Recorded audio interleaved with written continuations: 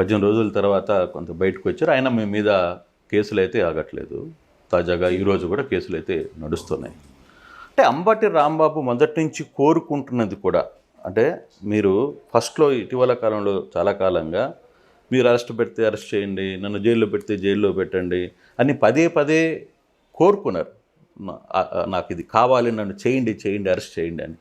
So ఈ 18 రోజులు అరెస్టుతో మీ కోరిక తీరిందని అనుకోవచ్చా? ఇక్కడ మీ అభిప్రాయం తప్పు. నేనేది అరెస్టు కావాలని కోరుకోలేదు, లేదు జైల్లో ఉండాలని కోరుకోలేదు. రాష్ట్రంలో చంద్రబాబు నాయుడు గారి ప్రభుత్వం, కూటమి ప్రభుత్వం వచ్చిన తర్వాత జరుగుతున్న పరిణామ క్రమంలో నన్ను ఇబ్బంది పెట్టాలని ఈ ప్రభుత్వం అనుకుంటుందనేది నాకున్న సమాచారం.